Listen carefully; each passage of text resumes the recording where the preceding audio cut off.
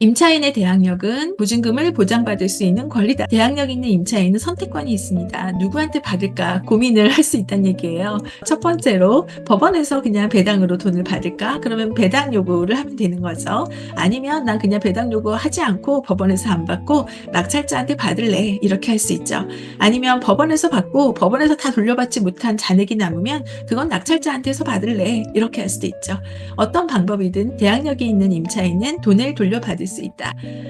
안녕하세요. 미서영입니다.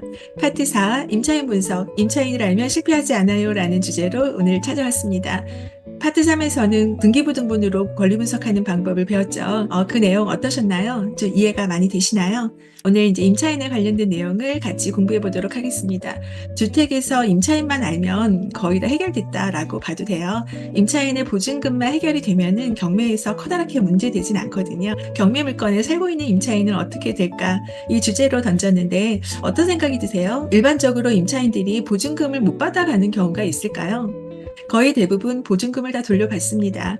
저희가 경매를 하다 보니까 임차인들이 보증금을 돌려받지 못하는 금액이 많다라고 생각을 하는데 일반적으로는 임차인들이 보증금을 다 돌려받게 되죠. 네. 임차인의 권리 분석하는 이유는 두 가지입니다. 낙찰자가 임차인을 내보내지 못하고 인수하는 경우가 발생하기 때문이에요. 그리고 두 번째는 임차인이 법원에서 보증금을 전액 받아갈 수 있는지 확인을 해야 저희가 금전적으로 손실을 보지 않는다는 거죠. 임차인의 보증금을 법원에서 받아갈 수 있느냐 아니면 낙찰자한테 받아갈 수 있느냐 그리고 전액 배당 받느냐 이런 부분들이 가장 중요한데 임대차 보호법에서는 임차인들을 보호하는 법령을 만들어서 지금 시행을 하고 있죠. 주택임대차 보호법이 있습니다. 굉장히 오래됐어요. 1981년도에 제정된 특별법입니다. 그 이후로 대항력, 최우선 변제권, 우선 변제권 등을 신설을 해서 지금까지 유지해 오고 있고요. 그리고 임대차 입법이라든가 3법 계속해서 법을 개정하고 있지요. 임차인은 임대차 보호법으로 보호를 받고 있습니다. 그리고 임차인에게 불리한 점은 계속 보완하고 개정해 나가고 있는 중입니다. 2+2 해가지고 2년 거주, 2년을 더 살게 해주는 법안이 지금 시행이 되고 있죠. 그래서 임차인들이 안정적으로 좀 거주 기간을 살 수 있도록 좀 보장해 주려고 이렇게 법을 계속 개정하고 있는데 이러한 법들은 저희가 확인을 할 수 있으면 좋은데 어렵게 다가오죠. 국가법령정보센터라는 곳이 있습니다. 이곳에 들어가면 법과 관련된 내용들을 볼 수 있는데 임대차 보호법이라고 해서 검색을 하셔가지고 들어가 보시면은요. 이렇게 주택임대차 보호법 그리고 시행령에서 최근에 이제 공포일자하고 그리고 공포시행일자하고 이렇게 공시된 것들이 있습니다. 여기에 해당하는 내용들을 조금 저희가 볼 수 있으면 좋은데 말이 좀 딱딱하고 어렵긴 합니다. 그래도 임대차 보호법을 정확히 알려면 이렇게 새롭게 공포되는 내용들이 무엇이 있는지 한 번씩 들어가서 보시면 도움이 됩니다. 주택임대차 보호법은 계속 개정 중인데 요 사이트에 들어가셔서 이렇게 하나하나 눌러보세요. 이 안에서도 정보들을 좀 쉽게 전달해 주려고 노력을 하고 있습니다. 처음엔 어색한데 자꾸 보다 보면 한번 익숙해지는 시간을 가져보시길 추천을 드리고 있습니다. 임차인 계약하는 날을 한번 예를 들어 볼게요. 한 명은 전세로 계약하시는 분이고 한 명은 월세로 계약하시는 분입니다. 전세로 들어가는 사람은 보증금 3억 원의 보증 계약서를 쓰고 있고 그리고 월세로 들어가는 사람은 보증금 2천만 원에 월세 100만 원에 대한 계약서를 쓰고 있어요. 근데 두 사람들의 특징이 조금 다릅니다. 전세 보증금 3억 원을 쓰는 사람은 기존의 등기부 등본에 근저당이 있는데 이거를 말소하는 조건으로 특약에 기록을 하고 있습니다. 월세로 계약하는 분은 보증금 2천에 월세 100만 원이다 보니까 기존에 있는 근저당을 말소하지 않고 그대로 둔 상태로 계약서를 씁니다. 전세와 월세의 계약서 쓰는 방법이 조금 다르죠. 그래서 전세는 보증금이 높을수록 근저당이 없을 가능성이 높고요. 그리고 월세는 보증금이 낮을수록 근저당이 있을 수 있습니다. 그럼 처음에 들어갈 때부터 전세로 들어가는 사람은 선순위 임차인이 될 수 있죠. 선순위 대항력 있는 임차인이 될 수 있는데 월세로 들어가는 사람은 후순위 대항력이 없는 임차인 될 가능성이 높죠. 그래서 전세 계약을 하느냐 월세 계약을 하느냐에 따라서 대항력이 있고 없고가 처음부터 정해지기도 합니다. 이 경우를 머릿속에 한번 생각해 보시고 이제 잔금하는 날을 한번 볼게요. 잔금하는 날은 이사하는 날이죠. 보통 이삿짐을 싸서 나갈 때 거기에서 보증금을 돌려받은 걸 가지고 그리고 이사 가는 곳에 가서 보증금을 넣어주고 그리고 월세를 받아서 그리고 이삿짐을 풀지요. 그러니까 이 과정이 잔금하는 날이 거의 다 겹쳐집니다. 이사 나가는 사람과 이사 들어오는 사람이 한 날에 이루어질 가능성이 높아요. 특히 전세 보증금일 때가 더 그렇습니다. 보증금 금액이 크다 보니까 임대인이 보증금을 돌려주고 새롭게 맞추는 게 아니라 새로운 임차인이 그 보증금을 또 이렇게 맞춰서 계약하는 방법으로 갑니다. 그런데 월세 계약을 하는 경우에는 보증금이 작잖아요. 임차인을 먼저 내보내고 공시를 준 다음에 그다음에 들어오기도 합니다. 잔금하는 날의 분위기가 전세 보증금이냐 월세 보증금이냐에 따라서 약간 다른 분위기도 있지요. 임차인이 인사하는 날은 잔금하는 날이다. 보증금의 잔금을 지불하고 집주인이 열쇠를 주죠. 그럼 그 열쇠를 받고 이삿짐을 풉니다. 그래서 이사를 하는 동안에 중개사가 그 얘기를 해요. 전세 잔금을 한 다음에 지금 곧바로 이 계약서를 들고 주민센터에 가서 전입 신고를 하고 확정일자를 받으세요. 그리고 실거래 신고도 해 주세요. 뭐 이렇게 얘기를 합니다. 실거래 신고는 중개사가 하기도 하지만 임차인이 직접 하기도 합니다. 이것도 법이 새로 바뀐 거죠. 기본적으로 전입하고 그다음에 확정일자 받는 거를 하라고 중개사가 "이거 꼭 하세요."라고 강조를 하죠. 그래서 임차인들은 대부분 당일날 이사 들어가는 거 보고 주민센터에 가서 전입신고해서 주소지 주민등록 주소지를 변경을 하고 그리고 그 계약서에 확정일자 도장을 받습니다. 이러한 행위는 중개사도 강조하는 이유가 있겠죠.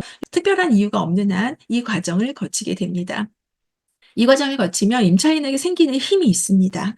주민등록 주소를 옮기면 이게 전입신고한다라고 합니다. 그래서 주민등록 주소지 옮기게 되면 전입했다라고 하고 이삿짐을 옮기면 점유가 된 거죠. 빈 집에 살려고 들어왔을 때 이삿짐이 들어오게 되면 여기 거주하는 사람이 되는 거예요. 계약서에 확정일자를 받는다는 거는 도장을 꽝 하고 찍는 거거든요. 전입하고 점유하고 이 두 가지를 하게 되면은 대항 요건을 갖춘다라고 합니다. 아무나 저희를 쫓아낼 수가 없어요. 보증금을 돌려받기 전에는 이 세입자는 나가지 않는다라는 얘기죠. 그래도 된다라는 겁니다. 그래서 이 대항 요건이라는 거는 내가 이 집에 살 수 있는 권리를 유지할 수 있는 거예요. 그리고 이 집을 나가는 거는 보증금을 돌려받았을 때 나갈 수 있다라는 거죠. 그리고 저희가 확정일자라는 걸 받았잖아요. 저희가 임대차 계약서 자체에서 돈을 주고받은 거는 채권이거든요. 그런데 거기 도장을 꽉 찍는 순간 물건의 형태를 갖게 됩니다. 누구에게나 주장할 수 있는 힘이 생기게 됩니다. 임차인들은 대부분 전입, 점유, 그리고 확정일자까지 받는 거를 당일날 하게 되겠지요. 얼마 전에 저희 집에 임차인이 인제 이사를 했어요. 그리고 새로운 임차인이 들어왔는데 임차인한테 갑자기 전화가 온 거예요. "저희 전세 보증 들러왔는데 전에 살던 세입자가 주소를 빼나가지 못해서 저희가 전입을 못하고 있습니다. 전세 보증보험을 들려고 하게 되면은 저희가 주소지를 옮겨야 되는데 오늘 안 하면 안 된다고 하는데 이거 어떻게 해야 되나요?"라고 저한테 연락이 온 겁니다. 그래서 같은 날이다 보니까 솔직히 그날 하면 된다 그러지 시간차가 이렇게 날 수 있잖아요. 전세 보증금을 들러간 상태이니까 인제 기존의 세입자 이게 이사 간 세입자한테 전화를 해서 "죄송한데 지금 저희가 전입 신고를 빨리 해야 되는 상황이라 가능하면 주소지를 지금 좀 빼주실 수 있을까요? 지금 이사 가신 곳으로 전입 신고하면 자동으로 이 주소가 빠지게 됩니다."라고 말씀을 드렸더니 "아 그렇습니까?" 그러면서 인제 주민센터에 가겠다고 얘기를 하더라고요. 전세 보증을 들어올 때도 기존 세입자가 있는 상태에서 또 다른 세입자가 들어갈 수는 없는 거잖아요. 이러한 서류들을 확인을 하고 있습니다. 이런 상황에서 인제 집이 경매로 넘어간다. 보통 일반적으로는 경매를 넘어간다는 생각을 하지 않죠. 그게 정상이기도 하고. 그랬을 때 임차인이 보증금을 이제 집주인에게 받을 수 없습니다. 경매로 넘어가면. 어디서 받느냐 인제 법원에서 배당으로 받을 수가 있어요. 법원에서 배당을 받으려면 배당 신청을 해야 돼요. 그런데 깜빡을 했든가 아니면 기간을 놓쳤다든가 아니면 '아 나는 법원에서 굳이 받고 싶지 않아.' 라고 버틸 수도 있죠. 그럴 때에는 대항력이 있다라고 하게 되면 아까처럼 전세로 들어간 사람은 대항력이 있고 월세로 들어간 사람은 벌써 후순위로 대항력이 없다고 했죠.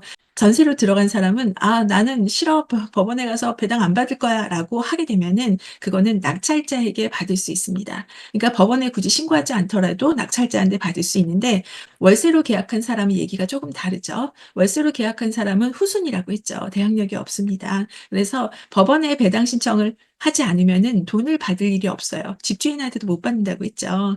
대항력이 있느냐 없느냐에 따라서 꼭 배당을 해야 되는 사람이 있고 배당하지 않아도 누군가 와서 돈을 주는 사람이 있는 거죠. 그래서 집이 경매로 넘어가면은 임차인은 보증금을 어디서 받을지 선택할 수가 있습니다. 법원에서 받으려면 배당 요구를 하게 되면 되죠. 집이 경매로 넘어갔을 때에는 배당 요구를 해야지만 법원에서 돈을 받을 수가 있구나. 근데 배당 요구를 하지 않을 경우 대항력이 있으면은 '누군가 와서 나한테 돈을 주겠구나.' 이렇게 생각할 수 있는 거예요. 임차인은 보증금을 누구한테든 받을 수 있는 사람이다. 전세 임차인 A씨를 한번 예를 들어 볼게요. 이분은 선순위 임차인이라고 했죠. 그 스토리를 한번 들어볼게요. 처음에 계약할 당시에 등기부등본에 근저당이 없었습니다. 있었다라고 해도 잔금 시에 말소하는 조건을 넣는다고 했죠. 보증금 3억 원이었습니다. 잔금하는 날 전입신고를 하고 그리고 이사를 했어요. 이 전입하고 점유하는 날 이렇게 대항 요건을 갖춘 겁니다. 그리고 주민센터에 가서 계약서에 확정일자를 받았어요. 도장을 받은 거죠. 한참 살고 있는데 그 후에 경매가 들어온 거예요. 그러니까 기존에 점유하고 있다가 그 상태에서 말소 기준 권리 경매 개시 결정 등기가 탁 하고 등기부등본에 찍힌 겁니다. 말소 기준 위에 저희가 전입과 점유를 하고 있으니까 이 사람은 선순위 임차인으로 대항 요건을 갖춘 사람입니다. 그리고 법원에서 인제 사람이 온다고 했죠. 왜 법원에서 경매가 진행되면 현장에 나가서 알려준다고 했잖아요. 그런 사람이 법원의 사람이 저희 집에도 찾아옵니다. 제가 없을 경우에는 경매가 진행된다는 사실 통지서를 넣어 놓고 가겠죠. "보증금을 받으려면 배당 요구를 해라."라고 적혀 있어요. 그래서 그 날짜 알려준 기간 안에 가서 배당 요구를 합니다. 이렇게 하게 되면 전세 임차인은 배당을 받을 때 만약에 법원에서 배당을 다 안 해 주더라도 낙찰자에게 받을 수 있는 힘이 생깁니다. 전세 임차인은 어떤 방법으로든 보증금 3억을 다 돌려받을 수 있는 사람이 되는 거지요. 월세 임차인 같은 경우는 어떨까요? 처음에 계약할 때부터 근저당이 설정되어 있었다고 했죠, 등기부 등본에. 그래서 말소 기준이 이미 있는 상태로 보증금 2천에 월세 100만 원으로 들어갔습니다.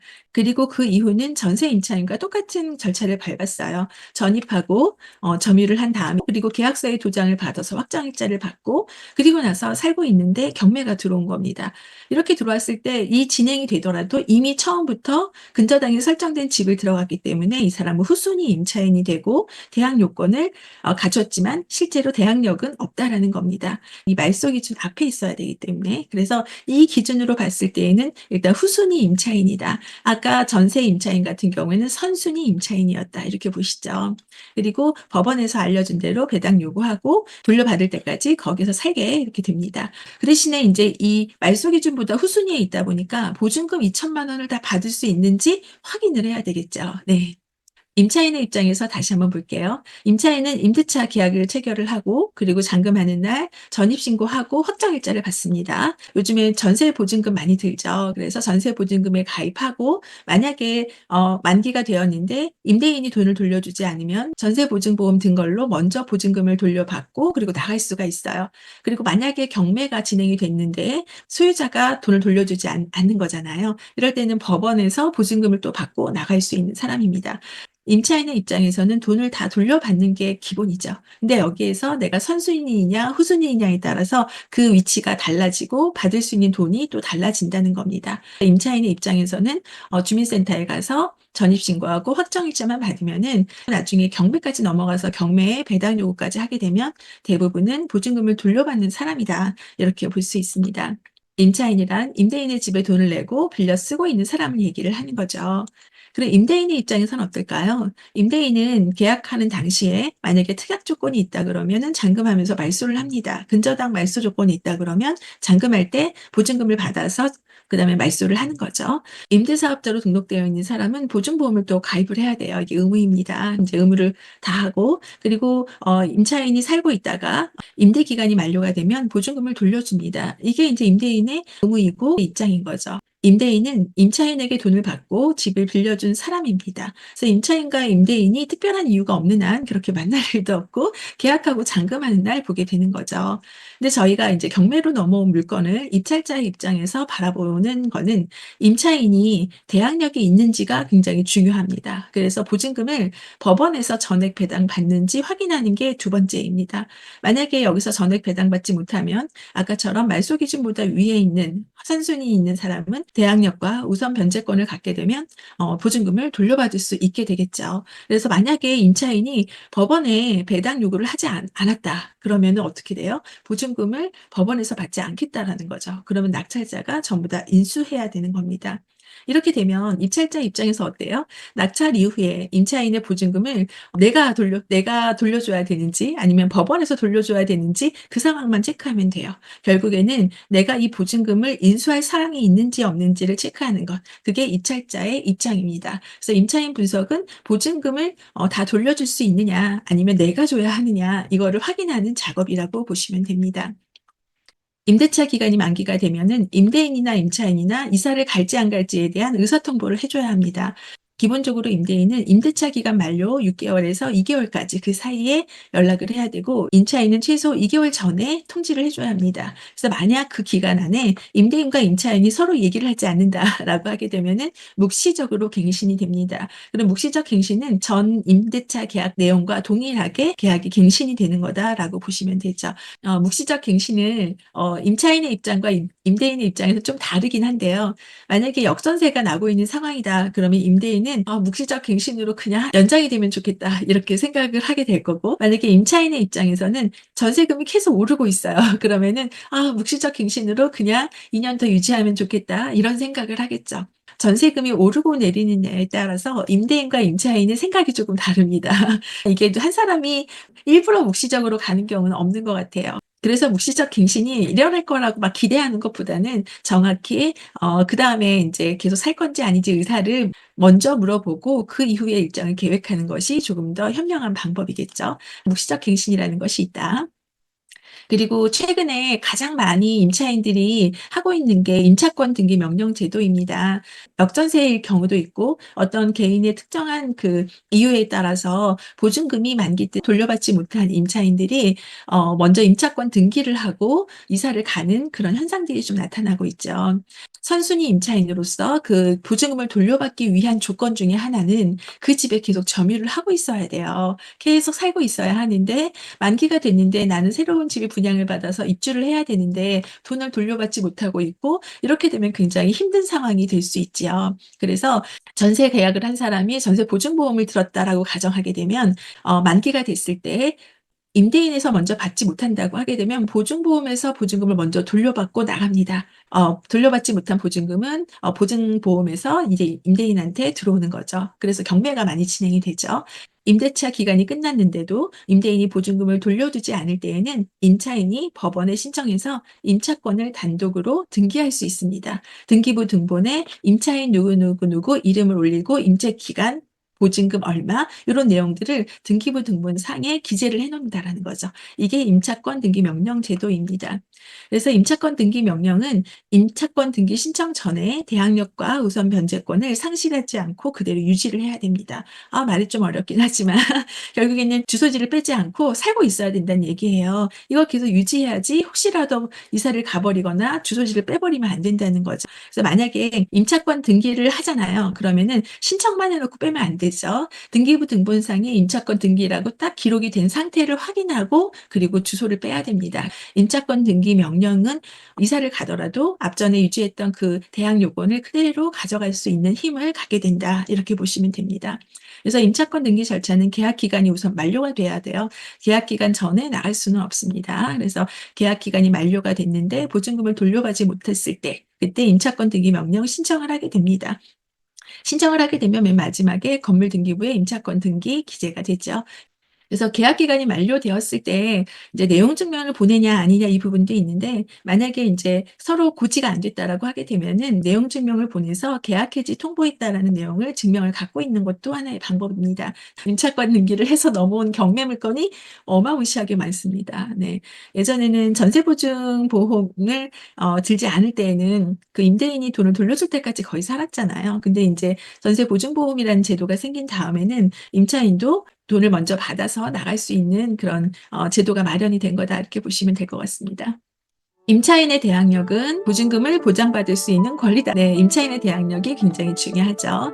대항력 있는 임차인은 선택권이 있습니다. 누구한테 받을까 고민을 할 수 있다는 얘기예요. 그래서 첫 번째로 법원에서 그냥 배당으로 돈을 받을까? 그러면 배당 요구를 하면 되는 거죠. 아니면 난 그냥 배당 요구하지 않고 법원에서 안 받고 낙찰자한테 받을래. 이렇게 할 수 있죠. 아니면 법원에서 받고 법원에서 다 돌려받지 못한 잔액이 남으면 그건 낙찰자한테서 받을래. 이렇게 할 수도 있죠. 어떤 방법이든 대항력이 있는 임차인은 돈을 돌려받을 수 있다. 이렇게 보시면 될 것 같습니다. 요번에 11강에서는 아까 제가 국가법령정보센터 그 사이트 보여줬잖아요. 거기에 주택임대차 보호법 어렵게 생각이 될 수도 있지만 그래도 한번 쑥 훑어보세요. 어려운 단어들이긴 하지만 앞으로 경매를 하면서 계속적으로 저희가 맞닥뜨려야 되는 그런 사항이기 때문에 한번 쑥 둘러보시면 좋을 것 같습니다. 오늘도 수고 많으셨습니다.